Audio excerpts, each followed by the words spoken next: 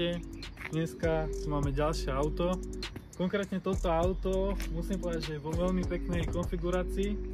Určite aj veľa autičkarov bude vedieť, čo to je za model, poďme sa k tomu pozrieť. Je to táto X5, ako môžete vidieť, túto znak M už hovorí o svojom. Takže táto X5 má krásne čierne ladvinky, krásny M-paket, krásne bielej farbe. Čo sa týka túto krásne 21 kolesa s krásnymi M brzdami, teda brzdovými strmeňmi. Ďalej môže byť M Performance, to nesmie chýbať pri takomto aute, aj keď to nie je X5M, čo už by bola úplne iná dimenzia. A ďalej by som si to asi zavolal majiteľa tohto auta, aby nám tu povedal vlastne viac o tomto aute, konkrétne viac o jeho biznise. Majiteľ, nech podíde teraz s nami, ja ťa tu vítam. A ak by si nám mohol povedať teda, čomu sa venuješ najprv? Rád by som vám teda predstavil najprv našu spoločnosť. Jedná sa teda o spoločnosť Cars. Venujeme sa teda prémiovým vozidlám. Sme teda špecializovaní na BMW, Mercedes a Audi. Ako môžete teda vidieť, tak máme tu X5, je to ročník 2019. 195 kW, je tu 30D X-Drive. Čo sa týka, je to biela perleťová farba, výpadková farba, sú tam tie M-Performance doplnky, karbonové doplnky na vzadu, vpredu, taktiež disponuje laserovými svetlami, v podstate pekné rodinné SUV, stávame teda pre rodinu s deťmi, či už do terénu, alebo na jazdu v meste, alebo na diaľnicu, už ako každému vyhovuje. Rád by som vám teda predstavil interiér vozidla. Ako môžete vidieť, taktiež vnúka vozidlo disponuje paketom. Sú tu plnokožené sedačky s odvetrávaním a s vyhrievaním. Keď sa pozriete, teda je tam aj volant M-paketový, ktorý disponuje vlastne plnofunkciami, čo sa týka ovládania rádia a adaptívneho tempomatu. Sedačky sú taktiež plne elektrické. Budeme teda ďalej vidieť, sedačky disponujú aj pamäťou. Vozidlo disponuje aj prémiovou hudbou Harman Kardon. Môžeme sa teda presunúť na šoferovú stranu. Čo sa týka ďalej, interiér je stavaný v tom, že je tu vlastne prípadkový ten kryštálový paket, tá riadiaca páka, volič a štart-stop motora.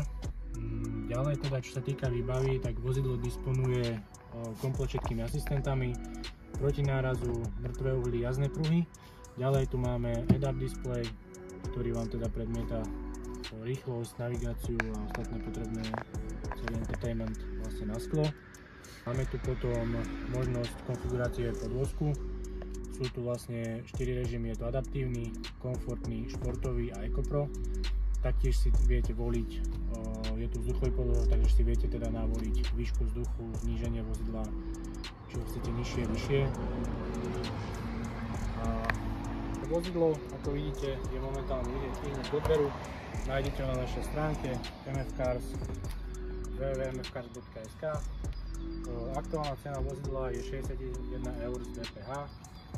Je tam možnosť teda odpočtu DPH pre firmy a pre podnikateľov. Dobre, tak tu pán majiteľ nám vlastne povedal o tomto aute. Kto teda chce, vie kam má ísť, mfcars.sk, po prípade tam nájdete aj telefónne číslo. My sa presunieme do interiéru.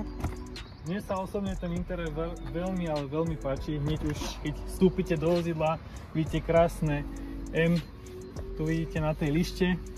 Čo sa týka vozidla, vnútri, tak tieto sedačky vás naozaj držia. Sú veľmi príjemné, tá koža čierna, veľmi elegantná. Ako už hovoril pán majiteľ, tak je tu máme tu aj tento kryštálový paket, čo vyzerá naozaj luxusne, ak keby ste boli v nejakom Rolls Royce, ak mám pravdu povedať.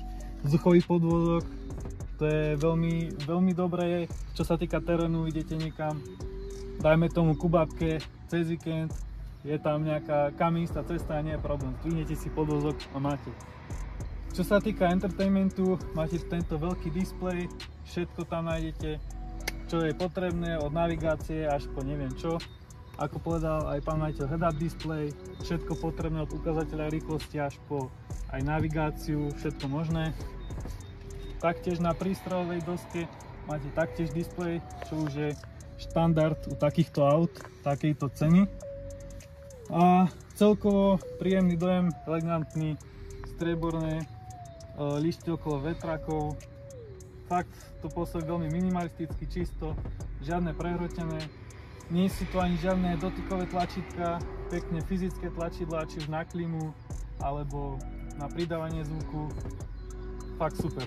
Taktiež tu je aj ambientný paket, čo sú vlastne tieto svetielka, či už v dverách, alebo pri strojovej doske, alebo v strednom tuneli, čo vlastne je pekné, keď idete v noci, môžete tam meniť farby a fakt to je príjemný dojem. Čo sa týka zadných sedadiel, táto X5 je veľmi pohodlná na dlhé cesty aj vzadu. Napríklad ja mám 194 cm a keď si sadnem dozadu, mám tu dosť miesta nad hlavou. Taktiež miesto na nohy, veľmi príjemné, znova kožené sedadlá, taktiež ambientné osvetlenie v dverách, Harman Kardon ozvučenie auta, čiže veľmi kvalitný sound systém. Naozaj za mňa nie je čo vypnúť na tomto aute, jednoducho je to fakt príjemné, rodinné prevážadlo, cestovadlo, všetko možné, takže dobre, takže samozrejme X5 je rodinné vozidlo a každé rodinné vozidlo musí mať poriadny kufor, čo znamená, že tu máte hneď 650 litrov, čo ale nie je problém zväčšiť, stačí sklopiť zadné sedadlá a hneď máte 1870 litrov, čiže stanovačky, lyžovačky, prípadne nejaké splavy alebo niečo, nič nie je problém, všetko sa tu zmestí, čiže naozaj kvalitné rodinné vozidlo.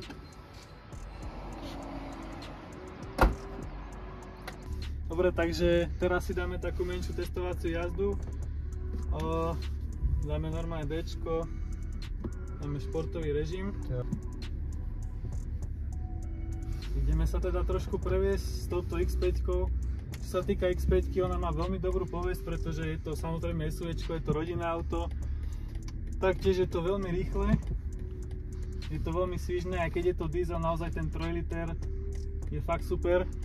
Nielen pre rodinu, ale aj pre tatka, on sa tak previesť, že my sa ideme tu previesť. Čo sa týka z pohľadu šoféra, pred sebou máte krásnu mohutnú kapotu, naozaj sa cítite, že sedíte niečom prémiovom. Fakt aj ten volant sa veľmi dobre drží, M-kový športový volant podotýkam. Samozrejme rajca páka Swarovski, ako sme už spomínali. Taktiež ja už pred sebou vidím head-up display, kde mi neukazuje len rýchlosť, ale taktiež aj maximálnu povolenú rýchlosť na ceste, na ktorej sa nachádzam. Moment, keď idete v X5, sa naozaj cítite, že je to jednoducho tiché. Tu len teraz pridáte trochu plyn a počujete, že ten motor nejako si trocha zadučí. Ale inak je to naozaj tiché SUVčko na dlhé cesty, ideál, alebo či už len tak do práce, hociako. Toto auto je naozaj 6-stranné, dá sa využiť hocikde.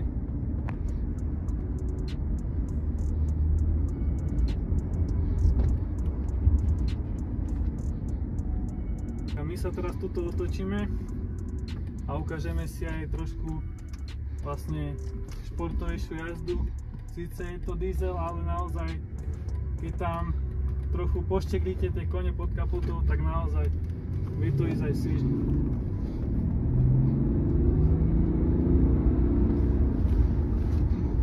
Stále máme športový režim, automatickú prevodovku, samozrejme viete si zvoliť aj radenie manuálne padlami, čo je veľmi dobré, keď chcete si užiť nejakú tú okrsku a cítiť, ako tam vy fyzicky hádžete tie rýchlosti, čiže naozaj za mňa palec hore.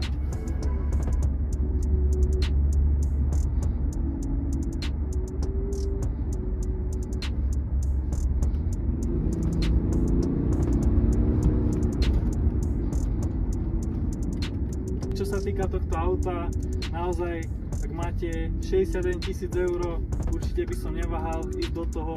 Je to samozrejme aj investícia do vašej rodiny, pretože chcete komfortne cestovať, chcete jednoducho mať tú bezpečnosť a táto X5 vám dá všetko potrebné, takže určite palec hore.